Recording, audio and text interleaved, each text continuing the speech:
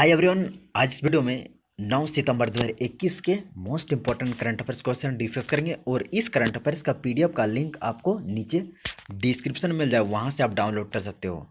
तो चलिए प्रश्न स्टार्ट करते हैं। पहला प्रश्न है, किस देश के प्रधानमंत्री योशिहिदे सुगा ने अपने पद से इस्तीफा देने की घोषणा की है? तो रिसेंटली जापान के पीएम योशिहिदे सुगा ने पीएम पद से इस्तीफा देने की घोषणा की है। क्यों की है? तो जापान के पीएम योशिहिदे सुगा ने कोविड-19 वैश्विक महामारी से निपटने के लिए तेजी से कार्रवाई न करने और सार्वजनिक रूप से घटती लोकप्रियता को देखते हुए पीएम पद से जल्द ही इस्तीफा देने की घोषणा कर दी है। जापान की राजधानी टोक्यो है और करेंसी है जापानी येन। और आपको बता दूं, रिसेंटली टोक्यो में समर ओलंपिक्स और समर पैरालंपिक गेम्स हुए थे, जो समापन हो गया है। नेक्स्ट प्रश्न है, हर साल अंतर्राष्ट्रीय साक्षरता दिवस कब मनाया जाता है? When is international literacy day celebrated every year? तो प्रतिवर्ष 8 सितंबर को मनाया जाता है। इंटरनेशनल लिटरेसी डे सेलिब्रेट किया जाता है 8 सितंबर को। अंतर्राष्ट्रीय स्तर पर व्यक्तियों, समुदायों और समाजों में साक्षरता के महत्व के बारे में लोगों में जागरूकता बढ़ाने के लिए इस दिवस को मनाया जाता है। इंटरनेशनल लिटरेसी डे 2021 की थीम रखी गई है, literacy for human centred recovery narrowing the digital divine, यानी मानव केंद्रित पुनर्प्राप्ति के लिए साक्षरता डिजिटल विभाजन को कम करना है। इसे यूनेस्को के द्वारा मनाया जाता है इस दिवस को, और साल 1967 से मनाया जा रहा है। और इसे मनाए जाने की घोषणा 8 सितंबर 1966 में की गई थी यूनेस्को के द्वारा। यूनेस्को का फुल फॉर्म है United Nations Educational, Scientific and Cultural Organization. Headquarter है फ्रांस के पेरिस शहर में। स्थापना 16 नवंबर 1945 में की गई थी। वर्तमान में प्रमुख है ऑड्रे अजोले। नेक्स्ट प्रश्न जाने से पहले कुछ इंपॉर्टेंट करंट अफेयर्स का सुपर फास्ट रिवीजन हम लोग करते हैं। तो पहला है, पेपरलेस बजट पेश करने वाला भारत का पहला राज्य बना है उत्तर प्रदेश। भारत का पहला रेबीज मुक्त होने वाला पहला राज्य गोवा है। और भारत का पहला स्पोर्ट्स सिटी किस शहर को बनाया जा रहा है? तो अहमदाबाद सिटी, गुजरात। भारत का पहला श्रमिक आंदोलन संग्रहालय बनाया गया है केरल में। उत्तराखंड में वन चिकित्सा केंद्र खोला गया है, भारत का पहला।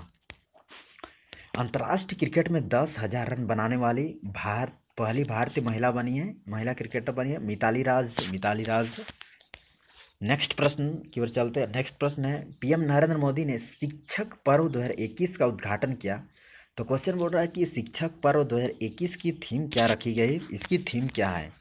तो इस बार की थीम है quality and sustainable schools learnings from school in India. इसकी थीम है शिक्षक पर्व 2021 की। इसकी थीम है quality and sustainable schools learning from school in India. इस बार की थीम रखी गई है। शिक्षक पर्व 7 सितंबर 2021 से लेकर 17 सितंबर 2021 तक मनाया जाएगा। 7 से 17 सितंबर तक मनाया जाएगा इसे। नेक्स्ट प्रश्न है, इक्विटास स्मॉल फाइनेंस बैंक, जिस शॉर्ट में ESFB बोलते हैं, के ब्रांड एम्बेसडर कौन बन गए हैं? तो रिसेंटली रानी रामपाल बनी है, और साथ ही साथ स्मृति मंदाना तो पहले से इसके ब्रांड एम्बेसडर हैं।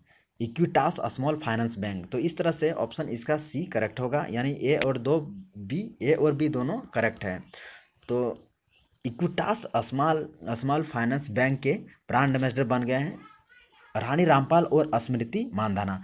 स्मृति मानधाना की बात करें तो ये भारतीय महिला क्रिकेटर हैं, वहीं रानी रामपाल भारतीय महिला हॉकी प्लेयर हैं। नेक्स्ट प्रश्न है, भारत का पहला जैव ईंट आधारित भवन का उद्घाटन कहाँ किया गया? तो IIT हैदराबाद में इसका उद्घाटन किया गया। ऑप्शन सी सही उत्तर है। तो रिसेंटली भारत का पहला जैव ईंट आधारित भवन का उद्घाटन किया गया है, यानी यह भवन धातु के ढांचे द्वारा जैविक ईंटों से बनाया गया है, और इस तरह से यह भारत का पहला जैविक ईट से आधारित भवन है IIT हैदराबाद में, इसका उद्घाटन किया गया है। ऑप्शन सी इसका सही उत्तर है। नेक्स्ट है, भारत और किस देश के नौसेनाओं के बीच द्विपक्षीय नौसेना अभ्यास जिसका नाम है ओस इंड एक्स का चौथा संस्करण शुरू हुआ है? तो इसका सही उत्तर है ऑस्ट्रेलिया। ऑप्शन ए सही उत्तर है। तो रिसेंटली भारत और ऑस्ट्रेलिया देश के नौसेनाओं के बीच द्विपक्षीय नौसेना अभ्यास जिसका नाम है ओस इंड एक्स का चौथा संस्करण भी आपको याद रखना है। इस बार संस्करण है चौथा, और आयोजन इसका कहाँ किया जा रहा है? तो इसका आयोजन ऑस्ट्रेलिया में ही किया जा रहा है। ओस इंड एक्स का आप ऐसे भी याद रख सकते हो, AU से ऑस्ट्रेलिया होता है, AUS से ऑस्ट्रेलिया, और IND से इंडिया होता है, EX से एक्सरसाइज। इस तरह भी आप यहाँ से निकाल सकते हो, इससे आसानी तरह से मतलब क्या सेलेक्ट कर सकते हो अपने ऑप्शंस। यदि आपको याद ना हो तो इस तरह भी आप छांट सकते हो। AUS ऑस्ट्रेलिया और IND से इंडिया इंडिकेट करता है, EX से एक्सरसाइज इंडिकेट करता है। तो रिसेंटली भारत और ऑस्ट्रेलिया देश के नौसेनाओं के बीच द्विपक्षीय नौसेना अभ्यास ओस इंड एक्स का चौथा संस्करण स्टार्ट हुआ है, और यह 6 सितंबर से 10 सितंबर तक 2021 तक आयोजित किया जाएगा। ऑस्ट्रेलिया की राजधानी कैनबरा है, करेंसी ऑस्ट्रेलिया डॉलर है, PM स्कॉट मॉरिसन है। और आपको पता होगा रिसेंटली दुनिया का पहला प्लेटिपस अभयारण्य कहाँ बनाया जा रहा है? तो ऑस्ट्रेलिया में बनाया जा रहा है। मोस्ट इम्पोर्टेंट फैक्ट है। वहीं बात करें भारतीय नौसेना की, तो स्थापना 1950 में की गई थी, हेडक्वार्टर नई दिल्ली में स्थित है, और भारतीय नौसेना के प्रमुख हैं एडमिरल करमबीर सिंह। भारत का पहला स्वदेशी विमान वाहक पोत जिसे इंग्लिश में एयरक्राफ्ट कैरियर बोलते हैं, कौन सा है? तो INS विक्रांत है भारत का पहला स्वदेशी एयरक्राफ्ट कैरियर, जो 2022 आसपास इसे भारतीय सेना में कमीशन किया जाएगा। नेक्स्ट प्रश्न है, यूनाइटेड इंडिया इंश्योरेंस का CM chairman and managing director होता है। C से चेयरमैन होता है, MD से मैनेजिंग डायरेक्टर होता है। किसे नियुक्त किया गया है? तो SL त्रिपाठी को नियुक्त किया गया है, ऑप्शन ए में दिया हुआ है। ऑप्शन ए इसका सही उत्तर है। और यूनाइटेड इंडिया इंश्योरेंस का हेडक्वार्टर चेन्नई में स्थित है। स्थापना 1938 में की गई थी, और CEO है श्री गिरीश राधाकृष्णन, वर्तमान में CEO है यूनाइटेड इंडिया इंश्योरेंस के CEO। नेक्स्ट प्रश्न है, भारत सरकार साल 2022 में आज़ादी के कितने साल पूरे होने के उपलक्ष्य में आज़ादी का अमृत महोत्सव कार्यक्रम मना रही है?